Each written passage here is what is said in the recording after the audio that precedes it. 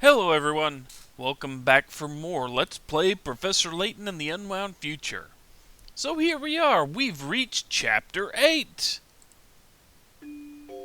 And as always, at least for this game, there's no beginning text or anything. So, journal. Let's see, we got rid of the guards, we looked around Chinatown, we noticed that Chinatown was kind of new. We noticed that future Layton was no longer in the pagoda. And, present Layton kind of wonders where he would have gone. Rudolph wanted us to tell his wife that he wasn't coming home for lunch.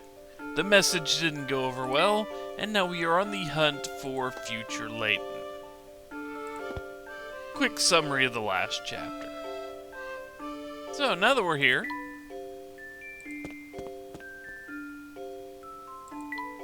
someone has a puzzle for us. This person right here. Welcome to Maya's Miles of Books. Need help finding a book? Sure, let's see. How about some books on English history? Of course, but that's a rather broad topic. What time period are you most interested in? Hey look, this book's on King Arthur. Neat. Ah yes, King Arthur. Technically though, that book's more legend than historical fact.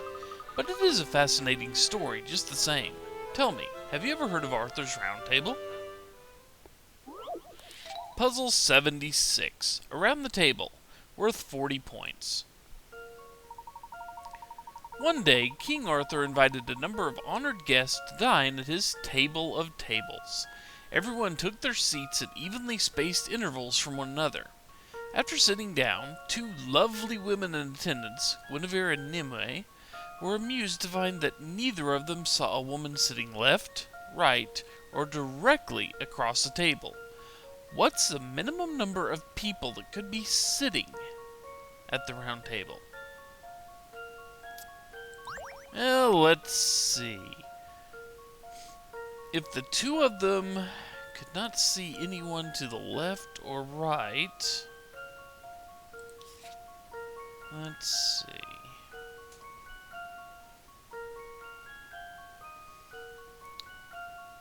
Let's see. Put you here. Then you need a space here. Space here. Space here.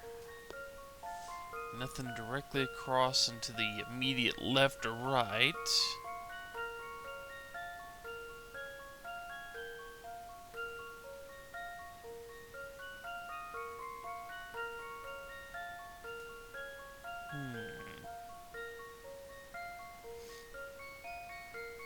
If there were an odd number, then no one would.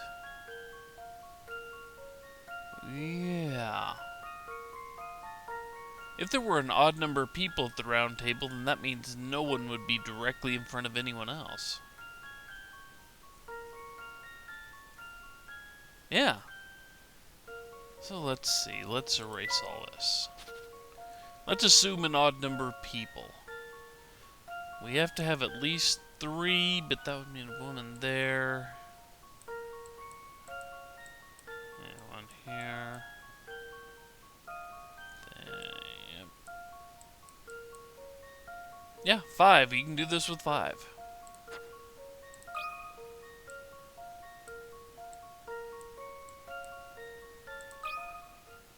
This one's as good as solved.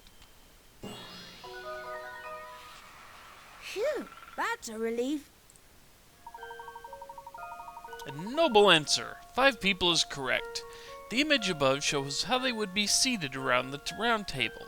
The tricky part is realizing that no one is sitting directly across from any of the diners.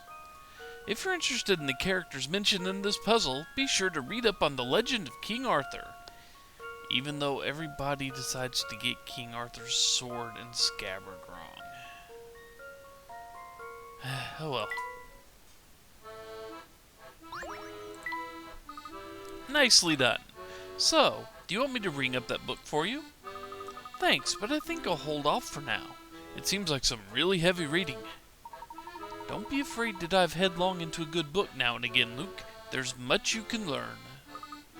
Well put, sir. And we got a delivery request from this. So let's take care of that while we are here. Even though we could solve it any other place. For some reason, this one gets given to us after that one. Go figure. Helping Maya. I've just received a new batch of books for the shop. They're great, thick adventure novels, and people are going to love them. But they're heavy. Will you help me carry them? 10 seconds.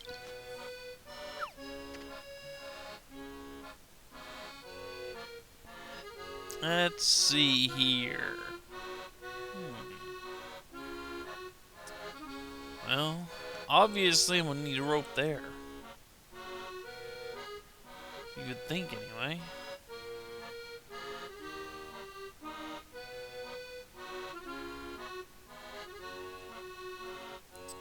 What happens if I do this?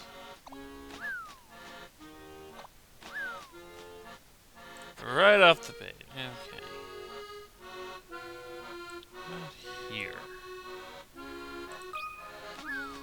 Does this help?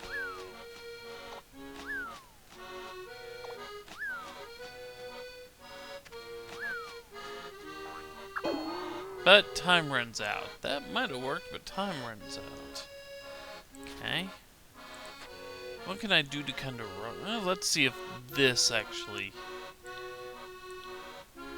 If I'm right, it'll cause the bird to rocket over here. Maybe there. Let's see.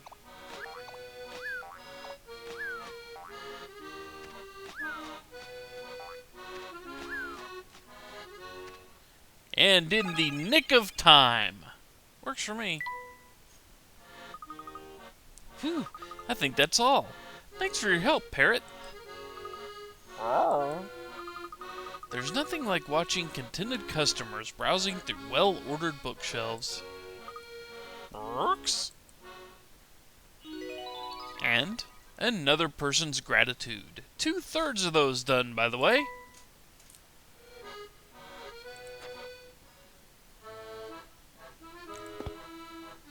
So now we're done in here. That was just kind of a diversion. This way. I believe you are going to have a puzzle for me. Indeed you do. Hello again, sir. Ah! Why do you keep sneaking up on me? Sorry, it's just that I noticed your pants and shoes were soaked, and... So what? I got wet pants. That's the least of my problems right now. Well, what seems to be the problem? I'm here waiting on a friend, and I think there's been some confusion about our meeting time. Number 77, Timely Arrivals, worth 40 points. I think my watch is 5 minutes slow, but it's actually 5 minutes fast. My friend thinks his watch is 5 minutes fast, but it's actually 5 minutes slow. If we try to show up at our meeting point at the same time following only the time on our watches, how many minutes earlier than my friend will I arrive?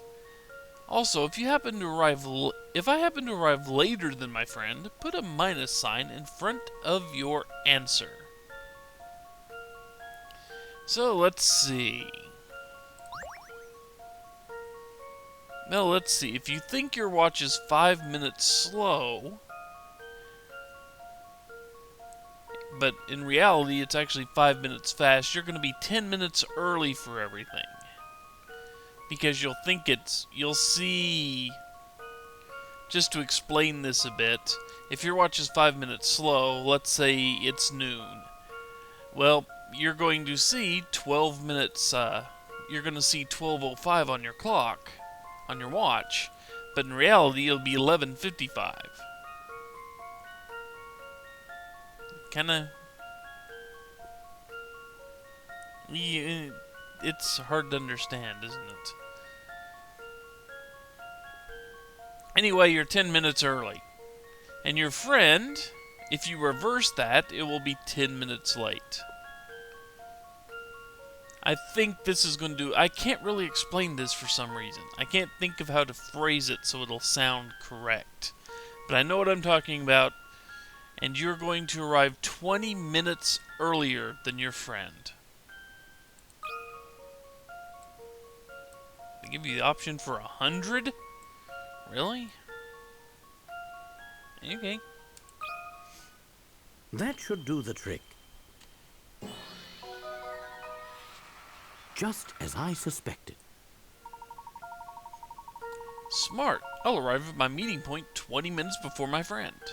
My watch is 5 minutes faster than the actual time, but I think my watch is 5 minutes slow, so I'll arrive 5 minutes before our meeting time, which will actually be 10 minutes early. My friend is just the opposite. He'll be 10 minutes late. Our difference then is 20 minutes. I don't think that explained it better. Ah, now it all makes sense. I'm glad I was able to be of some use to you. Oh yeah, as a scientist, it's clear to me that you've got a real knack for critical thinking. I'll say he's the most acclaimed professor of archaeology in the country. Ah, that'd explain it. Anyhow, my thanks, Mr. Professor. I'm glad I could be of assistance. So now we're done with that.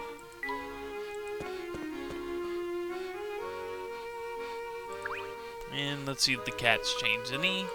Nope, just still purrs at us. But you have something important to say, right? Salutations and whatnot. What brings you upstanding citizens back through here? We're tracking down the boss of the family. We got a hot tip that he's down by the Thames. Whoa now, pipe down. Keep sniffing around for trouble like that and something's bound to start stinking. Take it from me.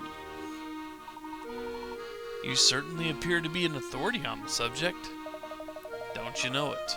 And I know enough to tell you that you guys ain't going to heed my warning. If you're dead set on going to the riverside, at least check out the restaurant there.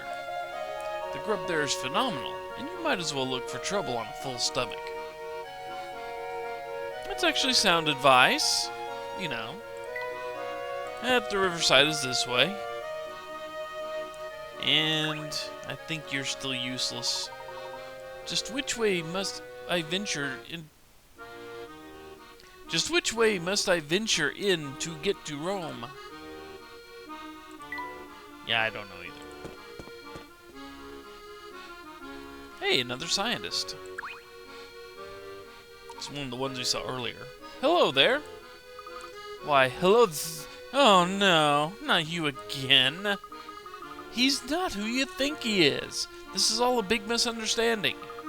Oh, and just who is he? If you're thinking he's the head of the family, he's not. Honest, he's not. I mean, just look at those eyes. You can see for yourself they aren't the eyes of a criminal. To be frank, they're so small and beady it's hard to tell. But I suppose they do seem rather trustworthy now that I've stared at them for a bit. You know, now that I'm looking a bit more closely, your eyes are pretty beady too, mister. Yes, well, that's enough on that subject. Tell me, sir, what are you doing out here? I was supposed to meet a friend here, but he's really late. Gee, this sounds familiar. Sounds a little familiar if you ask me. You have anything else to add? Where can my friend be? I feel like I've been waiting for an hour at this point. Maybe both of your watches are fast.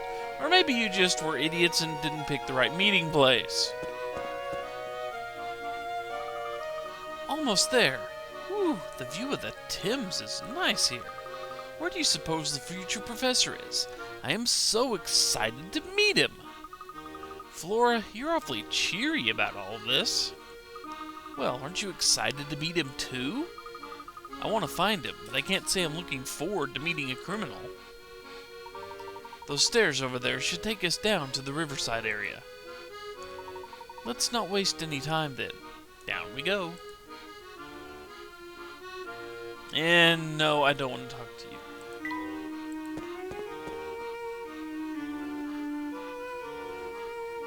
I picked the wrong one, didn't I? Or no, I need to go back this way. I need... Yeah, do I want to? Yeah, I want to do this.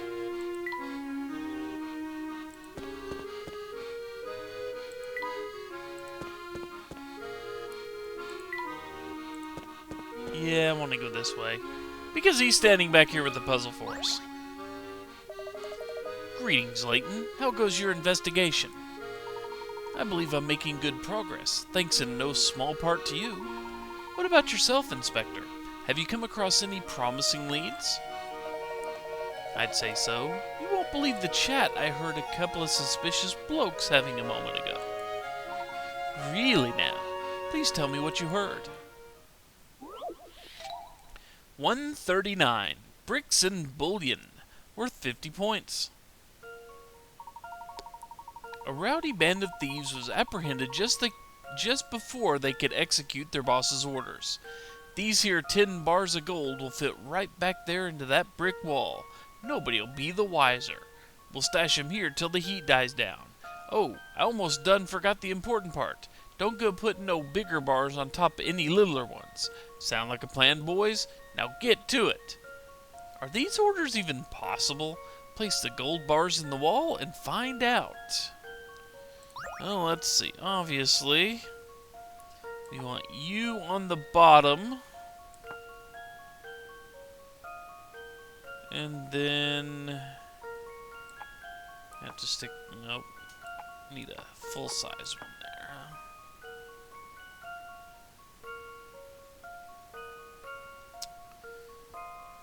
And 6 across. 3 and 3, maybe?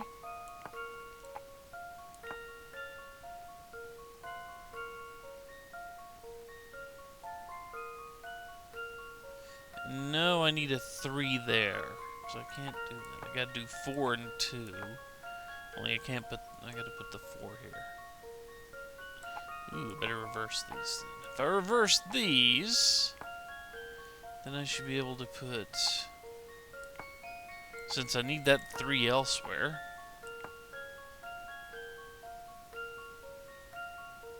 7 and... okay, the 3 has to go here... Can't put the 4 on the 3, so the 3 just goes there.